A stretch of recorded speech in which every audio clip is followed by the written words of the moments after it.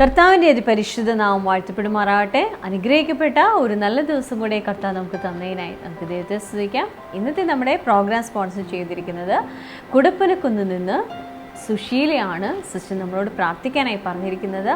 സിസ്റ്ററുടെ മൂത്ത മകനും ഇളയ മകനും തലമുറകളുണ്ടാകണം, അതുപോലെ തന്നെ ഇളയ മകൻ്റെ മദ്യപാനശീലം മാറണം, മകളുടെ വസ്തു നല്ല വിലയ്ക്ക് വിൽക്കുവാനിടയായി തീരണം. ഒരു നിമിഷം അതിനായി പ്രാർത്ഥിക്കാം. സ്വർഗീയ പിതാവേയും സിസ്റ്ററേയും കുടുംബത്തെയും അവിടുത്തെ കരങ്ങളിൽ ഏൽപ്പിക്കുന്ന അപ്പോൾ യേശുവിൻ്റെ നാമത്തിൽ ഈ കുടുംബത്തെ അനുഗ്രഹിക്കുന്നു. കർത്താവെ, സിസ്റ്റർ മക്കളൊക്കെയും കർത്താവിൻ്റെ സ്നേഹത്താൽ നിറയട്ടെ. അപ്പോൾ അവരുടെ ജീവിതം അനുഗ്രഹത്തോടെ ആയിരിക്കട്ടെ. പ്രത്യേകിച്ച് രണ്ടാമക്കൾക്കും കർത്താവെ തലമുറകളുണ്ടാവട്ടെ. അപ്പം മൂത്ത മകനും ഇളയ മകനും കർത്താവെ തലമുറകളുണ്ടാവട്ടെ. അവിടുത്തെ നന്മകൾ കൊണ്ട് കുടുംബം നിറയപ്പെടട്ടെ. അപ്പം പ്രത്യേകിച്ച് ഇളയ മകനെ അവിടുത്തെ കരങ്ങളിൽ ഏൽപ്പിക്കുന്നു. ദുശീലങ്ങളിൽ നിന്നും പുറത്തു വരട്ടെ. അപ്പം കർത്താവിൻ്റെ രക്ഷയെ അറിയുവാനിടയാവട്ടെ, രക്ഷയുടെ സന്തോഷം അനുഭവിക്കട്ടെ. അപ്പം കർത്താവെ, മകനെയും കുടുംബത്തെയും അവിടുത്തെ കരങ്ങളിൽ ഏൽപ്പിക്കുന്നു. ദൈവസ്നേഹത്താൽ നിറച്ചാട്ടെ. അപ്പം താങ്ക് യു ജീസസ്. കർത്താവെ, മകളുടെ വിൽക്കുവാൻ ആഗ്രഹിക്കുന്ന ആ വസ്തു നല്ല വിലയ്ക്ക് വിൽക്കേണ്ടതിന് പ്രാർത്ഥിക്കുന്നു. എൻ്റെ ദൈവത്തിൻ്റെ പ്രവൃത്തി അതിന്മേലുണ്ടാവണമേ. Thank you Jesus. സ്വർഗീയ പിതാവേ, അവിടെ ഞങ്ങളുടെ പ്രാർത്ഥന കേട്ടതിനായി സ്തോത്രം. യേശുവിൻ്റെ നാമത്തിൽ തന്നെ ആമേൻ. ഇന്നത്തെ ഈ പ്രോഗ്രാം സ്പോൺസർ ചെയ്ത ഈ കുടുംബത്തോടുള്ള നന്ദി അറിയിക്കുന്നു. കർത്താവ് നമ്മളെ ധാരാളമായി അനുഗ്രഹിക്കട്ടെ. God bless you.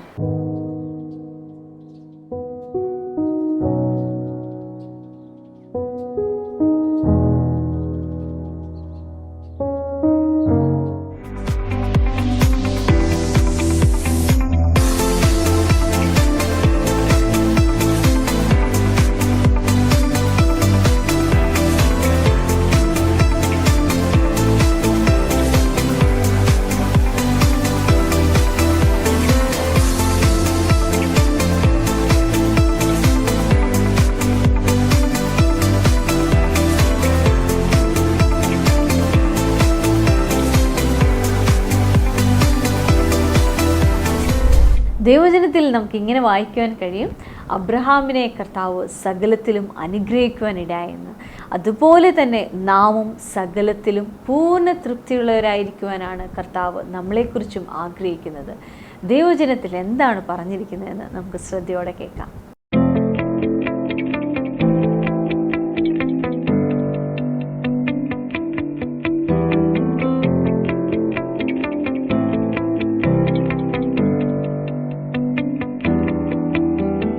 ഉൽപ്പത്തി പുസ്തകം 24-ാം അധ്യായം 1-ാമത്തെ വാചകം. എല്ലാവരും എന്നെ ശ്രദ്ധിക്കണേ. അബ്രഹാം വയസ്സ് ചെന്നു വൃദ്ധനായി. യഹോവ അബ്രഹാമിനെ സകലത്തിലും അനുഗ്രഹിച്ചിരുന്നു. അബ്രഹാമിനെ ദൈവം എന്ത് ചെയ്തു? സകലത്തിലും അനുഗ്രഹിച്ചു. എല്ലാവരും പറഞ്ഞേ, അബ്രഹാമിനെ എന്ത് ചെയ്തു? ഉറക്കെ പറ. സകലത്തിലും അനുഗ്രഹിച്ചു. കരമുയർത്തി എന്ന് പറഞ്ഞേ, സകലത്തിലും അനുഗ്രഹിച്ചു. അനുഗ്രഹിച്ച വിധത്തെക്കുറിച്ച് നമുക്ക് മനസ്സിലായി. സകലത്തിലുമാണ്. ദൈവം എങ്ങനെ അനുഗ്രഹിച്ചേ? സകലത്തിലും. ഉറക്കെ പറ. സകലത്തിലും. നോക്കാം, ഗലാത്യ ലേഖനം 3:7. ഇതൊരു റിവിഷനാണ്. 5 മിനിറ്റിന് ശേഷം എൻ്റെ മെസ്സേജിലേക്ക് വരാം. ഗലാത്യ ലേഖനം 3:7 അവിടെ എഴുതിയിരിക്കുക, വിശ്വാസികൾ അത്രേ അബ്രഹാമിൻ്റെ മക്കൾ. 3-ാം അധ്യായം 9-ാം വാക്യം. ഗലാത്യ ലേഖനം 3:9 അവിടെ എഴുതിയിരിക്കുക, വിശ്വാസിയോട് കൂടെ അബ്രഹാം, വിശ്വാസിയോട് കൂടെ അബ്രഹാമിനോട് കൂടെ, വിശ്വാസിയായ അബ്രഹാമിനോട് കൂടെ അനുഗ്രഹിക്കപ്പെടുന്നു. അപ്പോൾ അബ്രഹാമിൻ്റെ മക്കളായ നമ്മൾ അബ്രഹാമിൻ്റെ വിശ്വാസി അല്ലെങ്കിൽ അബ്രഹാമിൻ്റെ വിശ്വാസത്തോടു കൂടെ സകലതും അനുഗ്രഹിക്കപ്പെടണമെന്നാണ് ആരാഗ്രഹിച്ചത്? എൻ്റെ ദൈവം ആഗ്രഹിച്ചത്. ഒരു ഹല്ലേലൂയ പറഞ്ഞാട്ട്. അതുകൊണ്ടാണ് വേദപുസ്തകം പറയാൻ, മക്കളെങ്കിൽ അവകാശികളും ദൈവത്തിന് അവകാശികളും ക്രിസ്തുവിനെ കൂട്ടവകാശികളും. ഹല്ലേലൂയ. ക്രിസ്തുവിനുള്ളവരോ എങ്കിലോ വാഗ്ദത്ത പ്രകാരം അവകാശികളും, അബ്രഹാമിൻ്റെ സന്തതികളും വാഗ്ദത്ത പ്രകാരം അവകാശികളുമാണ്. നമ്മൾ ആരുടെ അവകാശികളാണ്? അബ്രഹാമിൻ്റെ അനുഗ്രഹത്തിൻ്റെ അവകാശികളാണ്.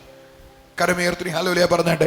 എങ്കിൽ അബ്രഹാം സകലത്തിലും അനുഗ്രഹിക്കപ്പെട്ടുവെങ്കിൽ ഞാനും എന്തിലും അനുഗ്രഹിക്കപ്പെടും? ഉറക്കെ പറഞ്ഞാട്ടെ, സകലത്തിലും അനുഗ്രഹിക്കപ്പെടും. ഒരു വാചകം കൂടെ വായിക്കാം നമുക്ക്. 2 കൊരിന്ത്യർ അതിൻ്റെ 9-ാം അധ്യായം 8-ാമത്തെ വാക്യം. നിങ്ങൾ സകലത്തിലും എപ്പോഴും പൂർണ്ണ തൃപ്തിയുള്ളവരായി. നിങ്ങൾ സകലത്തിലും എപ്പോഴും പൂർണ്ണ തൃപ്തിയുള്ളവരായി.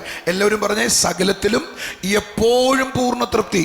ഉറക്കെ പറ, സകലത്തിലും എപ്പോഴും പൂർണ്ണ തൃപ്തി. ശബ്ദം ഉയർത്തി പറ, സകലത്തിലും എപ്പോഴും. നമ്മുടെ ഉള്ളിൻ്റെ ഉള്ളിലുള്ള ചിന്ത പറയാം, സകല കാര്യത്തിലും എപ്പോഴും പൂർണ്ണ തൃപ്തി കിട്ടുമോ? ക്രിസ്തീയ വിശ്വാസിയുടെ എല്ലാം തലയിൽ കയറിയിട്ടുള്ളത് ഇല്ലെന്നാണ് നമ്മുടെ അകത്തുള്ള ചിത്രം.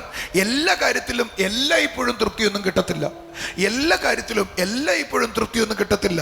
പറഞ്ഞ് നമ്മുടെ തലയിൽ മുഴുവൻ അതാണ് ഇരിക്കുന്നത്. എന്നാൽ വേദപുസ്തകം പറയുന്നത് എല്ലാ കാര്യത്തിലും എപ്പോഴും പൂർണ്ണ തൃപ്തി. എല്ലാവരും പറഞ്ഞേ, എല്ലാ കാര്യത്തിലും. ഉറക്കെ പറയണം. അടുത്തിരിക്കുന്നവരോട് പറഞ്ഞേ, നിന്റെ ചിന്ത എങ്ങനെയായിരിക്കണം? എല്ലാ കാര്യത്തിലും എപ്പോഴും എന്തുണ്ടാകും? പൂർണ്ണ തൃപ്തി. കരമുയർത്തി എന്ന് പറഞ്ഞേ, എല്ലാ കാര്യത്തിലും എപ്പോഴും പൂർണ്ണ തൃപ്തി.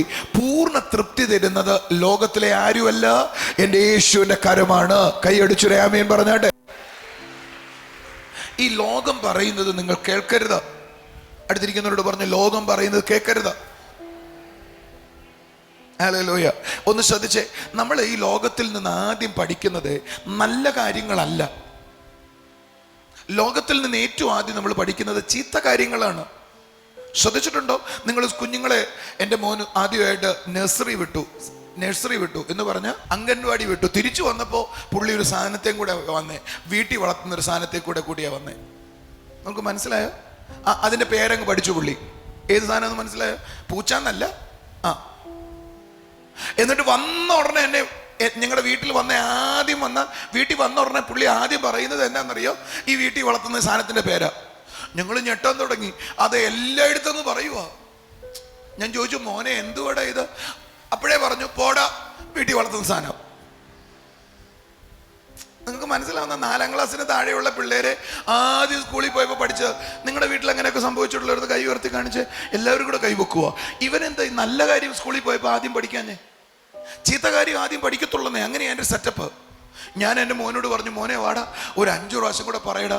അവൻ 5 പ്രാവശ്യം പറഞ്ഞു. കുറച്ചു നേരം കൂടെ നല്ല ചന്തോടോ പറയടാ മോനെ. ഇവനെന്തോ ഒരു പന്തികേട്. ഒത്തിരി പ്രാവശ്യം പറഞ്ഞപ്പോൾ ഒരു പന്തികേട് തോന്നി. ഞാൻ എല്ലാവരും വരുമ്പോൾ പറയും, എൻ്റെ മോൻ എന്നാ പഠിച്ചു എന്ന് പറയാം സ്കൂളിൽ പോയിട്ട്, പറയടാ കൂട്ടാ. അതുകൊണ്ട് അവൻ്റെ ഡിമാൻഡ് പോയി. ഈ പറയരുതെന്ന് പറയുമ്പോഴാണ് കുഞ്ഞുങ്ങൾക്ക് ഡിമാൻഡ് വരുന്നത്. അതുകൊണ്ട് ഞാൻ എല്ലാ ആളുകളും വന്ന് പറഞ്ഞു, എൻ്റെ വീട്ടിലെ പെങ്ങളൊക്കെ വന്ന് പറഞ്ഞു, എൻ്റെ മോൻ പഠിച്ചത് കേട്ടോ, വാടാ, എന്താ മോനെ പഠിച്ച? വീട്ടിൽ വളർത്തുന്ന സാധനത്തിൻ്റെ പേരെന്തുവാ?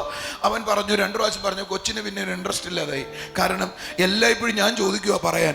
അതുകൊണ്ട് ആവശ്യമില്ലാതെ പിന്നെ അവൻ പറയാതെയായി. നിങ്ങൾ കുഞ്ഞുങ്ങളെ അടിച്ചല്ല മാറ്റേണ്ടത്, സ്നേഹിച്ചും ദൈവിക കരുതലാലും മാറ്റേണ്ടത്. ഓക്കെ, ശ്രദ്ധിച്ചേ, ഇതേപോലെയാ ലോകം. അതുകൊണ്ട് ലോകം പറയുന്നൊരു വാചകം കേട്ടിട്ടുണ്ടോ നിങ്ങൾ?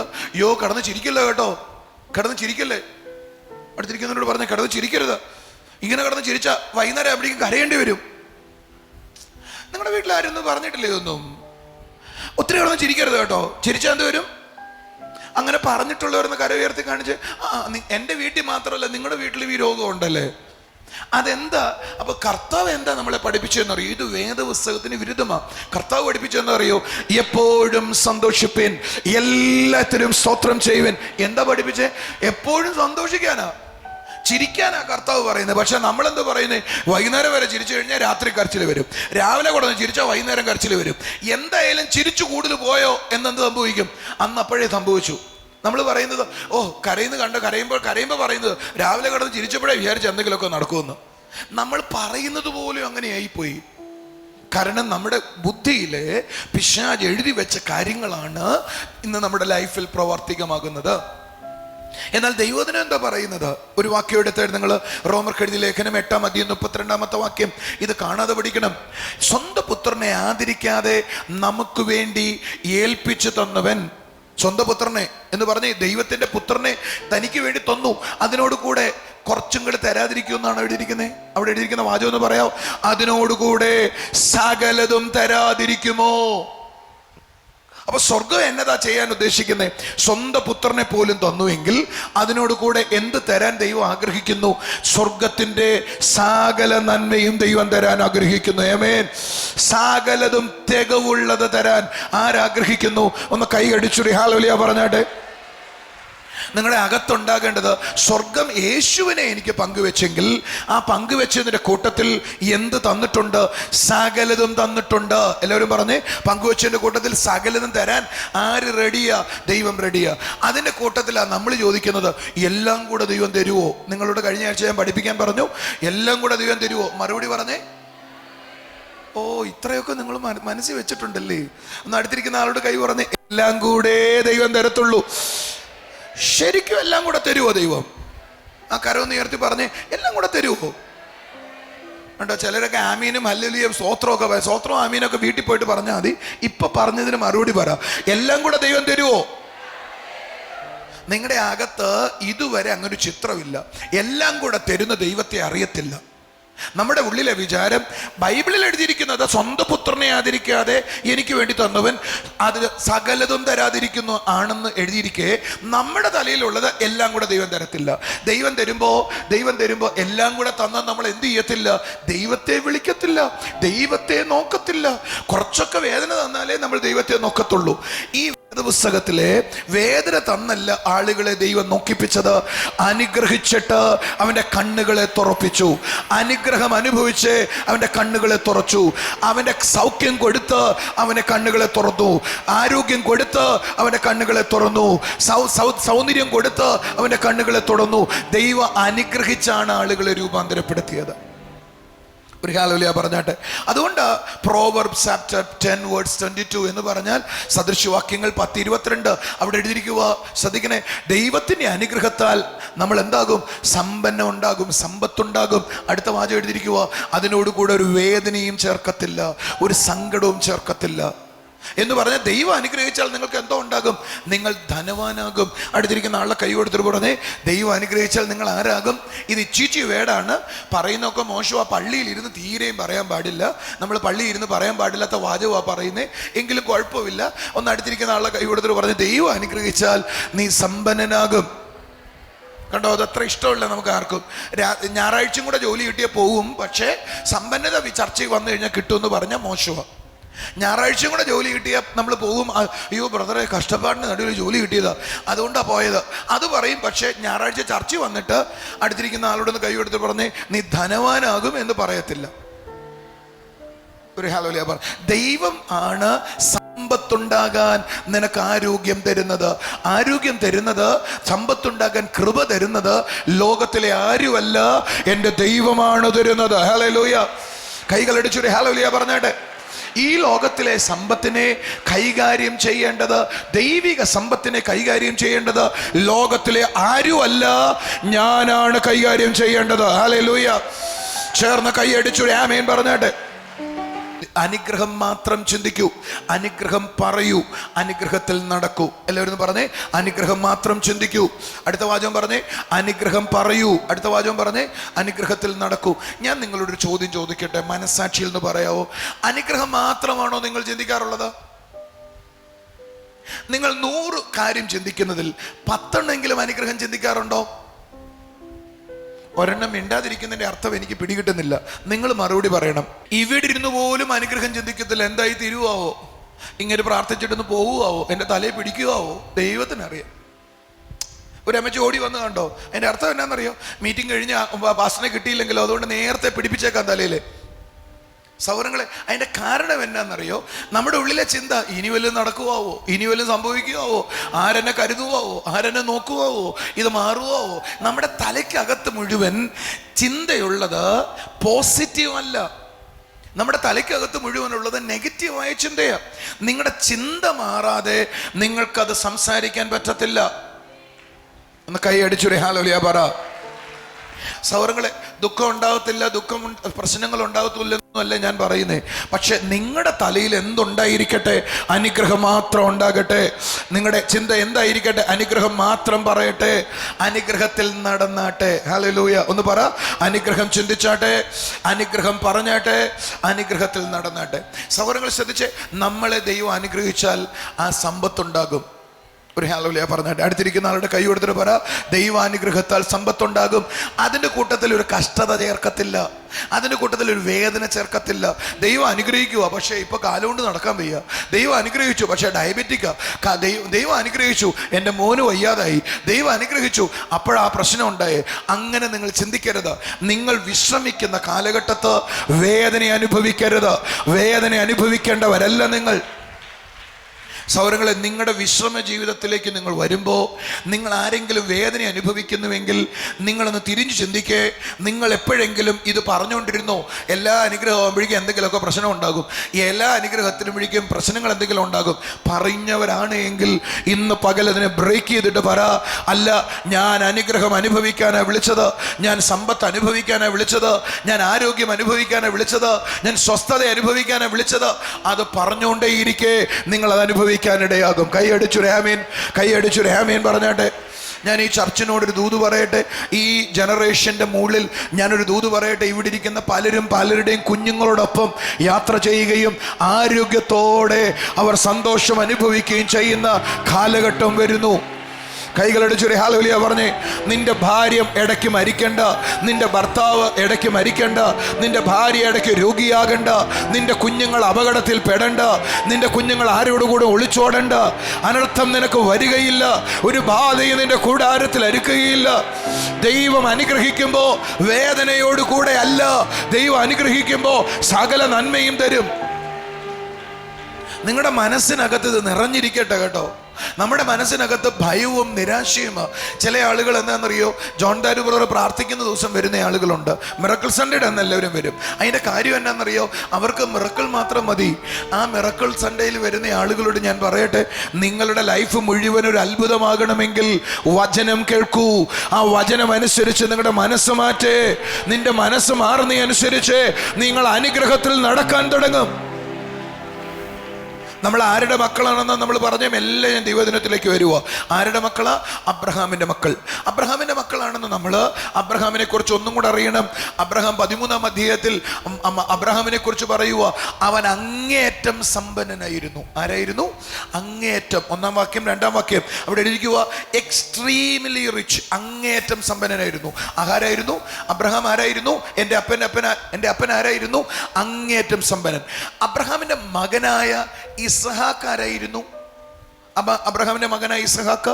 അതിന് 26-ാം അധ്യായം അതിന്റെ 12, 13, 14 വാക്യങ്ങൾ. 26, 12, 13, 14 വാക്യങ്ങൾ. ആ വാക്യം പറയുക, ശ്രദ്ധിച്ചു കേട്ടെ. എൻ്റെ കൂടെ ഉണ്ടോ? ഒരു ഹല്ലേലൂയ പറഞ്ഞാട്ടെ, ശബ്ദവീർത്തി ഹല്ലേലൂയ പറഞ്ഞാട്ടെ. അവിടെ എഴുതിയിരിക്കുക 12-ാമത്തെ വാക്ക്, ഇസ്ഹാക്ക് ആ ആണ്ടിൽ വിതച്ചു, 100 മേനി വിളവ് കിട്ടി. അടുത്ത വാക്ക് എഴുതിയിരിക്കുക, അവൻ വർദ്ധിച്ച് മഹാധനികനായി തീർന്നു. എങ്ങനെയായി തീർന്നു? വർദ്ധിച്ച് മഹാധനികനായി. അപ്പൊ അബ്രഹാമിന്റെ മകനായ ഇസ്ഹാക്കും ആരായിരുന്നു? ധനികനായിരുന്നു, മഹാധനികനായിരുന്നു. ഇനി ഇസ്ഹാക്കിൽ നിന്ന് യാക്കോബിലേക്ക് വരാം. യാക്കോബ് ആരായിരുന്നു? യാക്കോബ് എങ്ങനെയായിരുന്നു ഉണ്ടായിരുന്നത്? യാക്കോബിനെ കുറിച്ച് വേദപുസ്തകം പറയുന്നത് നിങ്ങൾ വീട്ടിൽ പോയിട്ട് വായിക്കണം. 27-ാം അധ്യായം അതിന് 11 മുതലും 28-ാം അധ്യായം 13 മുതലുള്ള വാക്യങ്ങൾ വായിക്കണം. 27ഉം 28ഉം നിങ്ങൾ 2, 3, 32 വരെയുള്ള അധ്യായങ്ങൾ വായിച്ചാൽ നമുക്ക് മനസ്സിലാകും, യാക്കോബ് ഒന്നുമില്ലാതെ അപ്പൻ്റെ അനുഗ്രഹത്താൽ പോയി, പക്ഷെ തിരിച്ചു വന്നത് മഹാധനികനായി തിരിച്ചു വന്നു. എങ്ങനെയാ തിരിച്ചു വന്നത്? നമ്മൾ കഴിഞ്ഞ മാസം പഠിപ്പിച്ച രീതിയിലാണ് യാക്കോബ് തിരിച്ചു വന്നത്. യാക്കോബ് ഒന്നുമില്ലാത്തവനായി പോയി, പക്ഷേ ദൈവിക വാഗ്ദത്തമുള്ളവനായി പോയി.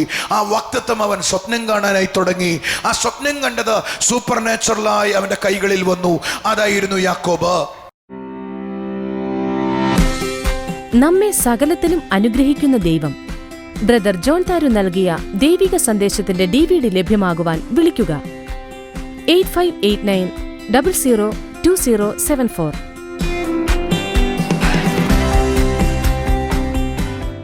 ദൈവം നമ്മെ അനുഗ്രഹിക്കുമ്പോൾ വേദനയും കൂടെ അതിനോട് കലർത്തത്തില്ല. അതുകൊണ്ട് നെഗറ്റീവ് ചിന്തിക്കാതെ ദൈവിക അനുഗ്രഹങ്ങൾ ചിന്തിക്കുകയും അത് പറയുകയും അതിൽ നടക്കുകയും വേണം. ദൈവത്തിൽ നിന്ന് വാഗ്ദത്തം പ്രാപിച്ച യാക്കോബ് അത് സ്വപ്നം കാണുവാനിടയായിത്തീർന്നു. അതുകൊണ്ട് യാക്കോബിൻ്റെ ജീവിതത്തിൽ അത് അനുഭവിക്കുവാനിടയായിത്തീർന്നു. നാം ഓരോരുത്തരും അങ്ങനെ ആയിരിക്കുവാനാണ് കർത്താവ് ആഗ്രഹിക്കുന്നത്. നമുക്കിനി ചില സാക്ഷ്യങ്ങൾ കാണാം.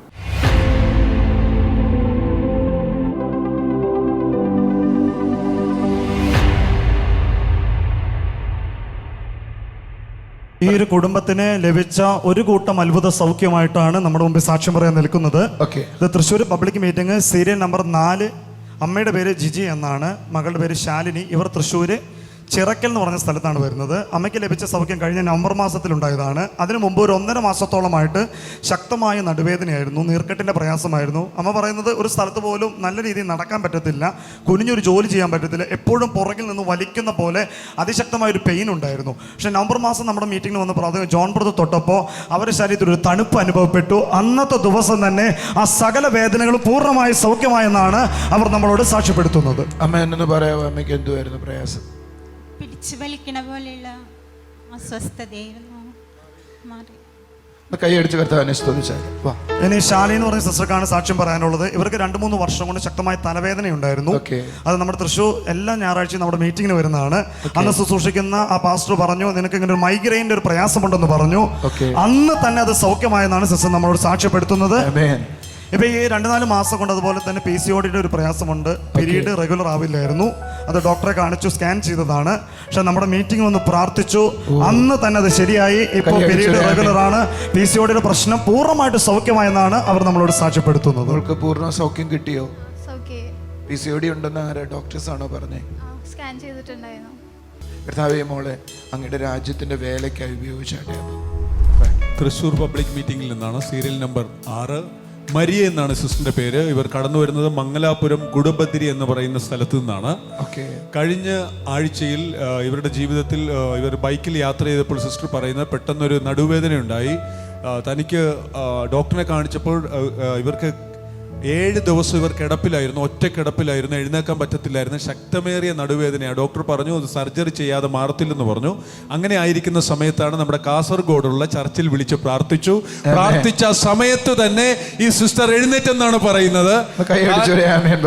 ആ സമയത്ത് ബെൽറ്റ് ഇട്ടിരുന്നു, ബെൽറ്റ് ഊരി എഴുന്നേറ്റ് നടന്നു. ഇപ്പോൾ ഇവർ മംഗലാപുരത്ത് പോയില്ല, നേരെ ഹോസ്പിറ്റലിൽ നിന്ന് ഇവിടെ സാക്ഷ്യം പറയാൻ വന്ന് നിൽക്കുകയാണ്. കൈയടിച്ച് കർത്താവിനെ സ്തുതിച്ച്. ആമേൻ. മറിയൊന്ന് പറഞ്ഞേ, എന്ത് സംഭവിച്ചേ?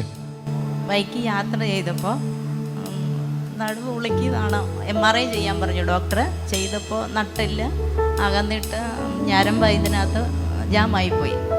അപ്പം ആശുപത്രി അഡ്മിറ്റാക്കി 7 ദിവസം കിടക്കുമായിരുന്നു. അപ്പം കാസർഗോഡ് വിളിച്ച് പ്രാർത്ഥിച്ചു.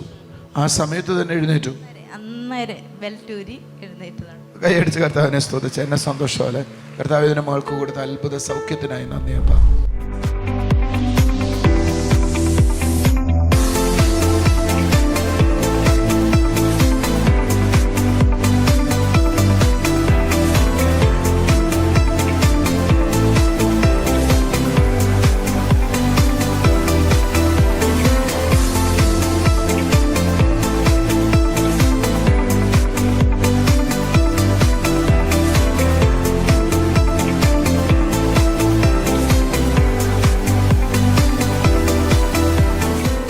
നമുക്കൊരു നിമിഷം പ്രാർത്ഥിക്കാം. രോഗികളായിരിക്കുന്ന രോഗമുള്ള ഭാഗത്തേക്ക് കൈകൾ വെച്ചാട്ടെ. കർത്താവിൻ്റെ സൗഖ്യം നിങ്ങളുടെ മേൽ വരുവാനിടയായിത്തീരും. സ്വർഗീയ പിതാവേ, ഈ പ്രോഗ്രാം കണ്ടുകൊണ്ടിരിക്കുന്ന ഓരോ കുടുംബങ്ങളെയും അവിടുത്തെ കരങ്ങളിൽ ഏൽപ്പിക്കുന്നപ്പാ. യേശുവിൻ്റെ നാമത്തിൽ കർത്താവേ, അവിടുത്തെ ശക്തി കുടുംബങ്ങളിൽ വ്യാപരിക്കട്ടെ അപ്പാ. കർത്താവെ, ഞങ്ങൾ കേട്ടതുപോലെ യേശു, ഞങ്ങൾ ദൈവത്തിൽ നിന്ന് വാഗ്ദത്തങ്ങൾ പ്രാപിച്ചവരാ കർത്താവെ. അത് ഞങ്ങളുടെ ജീവിതത്തിൽ കാണുവാനിടയാവട്ടെ അപ്പാ. കർത്താവെ, അത് സ്വപ്നം കാണുവാനും അതിൽ ജീവിക്കുവാനും ഇടയാവട്ടെ കർത്താവെ. Thank you Jesus. കർത്താവെ, അവിടുത്തെ പ്രവൃത്തിക്കായി നന്ദി പറയുന്നു. കർത്താവെ, അവിടുത്തെ കൃപയ്ക്കായി നന്ദി പറയുന്നപ്പാ. യേശുവിൻ്റെ നാമത്തിൽ കർത്താവെ, ലിവർ സിറോസിസിനെ തുടർന്ന് പ്രയാസത്തിലായിരിക്കുന്ന കർത്താവെ, ആ യൗവനക്കാരി അവിടുത്തെ കരങ്ങളിൽ ഏൽപ്പിക്കുന്നു. യേശുവിൻ്റെ നാമത്തിൽ കർത്താവെ, ആ വ്യക്തിയുടെ ശരീരത്തിൽ നിന്നും ആ പ്രയാസം നീങ്ങിപ്പോട്ടെ അപ്പാ. യേശുവിൻ്റെ നാമത്തിൽ നീങ്ങിപ്പോട്ടെ കർത്താവെ. അവിടുത്തെ കൃപ ചലിക്കട്ടെ അപ്പാ. കർത്താവെ, അവിടുത്തെ പ്രവൃത്തി ഉണ്ടാവട്ടെ അപ്പാ. Thank you Jesus. Thank you Jesus. കർത്താവെ, ഇന്നു മുതൽ പൂർണ്ണ ആരോഗ്യത്തോടെ ആയിരിക്കട്ടെ. അവിടുന്ന് ചെയ്തിരിക്കാൻ നന്ദി പറയാം. Thank you Jesus. കർത്താവെ, വായിക്കകത്ത് ക്യാൻസർ ആയിരിക്കുന്ന ആ വ്യക്തി അവിടുത്തെ കരങ്ങളിൽ ഏൽപ്പിക്കുന്നപ്പാ. യേശുവിൻ്റെ നാമത്തിൽ കർത്താവെ, അവിടുത്തെ അത്ഭുത സൗഖ്യം ആ വ്യക്തിയുടെ മേൽ വ്യാപരിക്കട്ടെ. യേശുവിൻ്റെ നാമത്തിൽ ഇപ്പോൾ തന്നെ സൗഖ്യമാവട്ടെ. ആ കവിളിലായിരിക്കുന്ന മുഴ നീങ്ങിപ്പോട്ടെ അപ്പാ. യേശുവിൻ്റെ നാമത്തിൽ ആ മുഴ ചുരുങ്ങിപ്പോട്ടെ കർത്താവെ. ഇപ്പോൾ മുതൽ കർത്താവെ ആ സൗഖ്യം കർത്താവെ ആ വ്യക്തിയുടെ മേൽ വ്യാപരിക്കട്ടെ യേശുവിൻ്റെ നാമത്തിൽ, യേശുവിൻ്റെ നാമത്തിൽ. Thank you Jesus, thank you Jesus. കർത്താവെ, ജന്മന കാൽപാദത്തിന് പ്രയാസമുള്ള ആ വ്യക്തിയെ അവിടുത്തെ കരങ്ങളിൽ ഏൽപ്പിക്കുന്നു. കർത്താവെ, നടക്കുവാൻ പ്രയാസമുണ്ട്, അനായാസം ഒരിടത്ത് പോകുവാൻ കഴിയുന്നില്ല, കാലിന് പ്രയാസം കൂടിക്കൂടി വരുന്നു കർത്താവെ എന്ന അവസ്ഥയിലായിരിക്കുന്ന ആ വ്യക്തിയുടെ മേൽ യേശുവിൻ്റെ നാമത്തിൽ അവിടുത്തെ ശക്തി വ്യാപരിക്കട്ടെ അപ്പാ. ആ വ്യക്തി സൗഖ്യമാവട്ടെ, ആ വ്യക്തി സൗഖ്യമാവട്ടെ. Thank you Jesus. എന്നോടൊപ്പം പ്രാർത്ഥിക്കുന്ന ഓരോ കുടുംബങ്ങളെയും അവിടുത്തെ കരങ്ങളിൽ ഏൽപ്പിക്കുന്നപ്പാ. അവിടുത്തെ കൃപയിൽ സൂക്ഷിക്കുമാറാകട്ടെ. Thank you Jesus, thank you Jesus. സ്വർഗീയ പിതാവേ, അവിടെ നിങ്ങളുടെ പ്രാർത്ഥന കേട്ടേനെ സ്തോത്രം. യേശുവിൻ്റെ നാമത്തിൽ തന്നെ ആമേൻ. നാളെ ഇനി കാണും വരെയും കർത്താവ് നമ്മളെ ഓരോരുത്തരെയും അവൻ്റെ കൃപയിൽ സൂക്ഷിക്കുമാറാകട്ടെ. God bless you.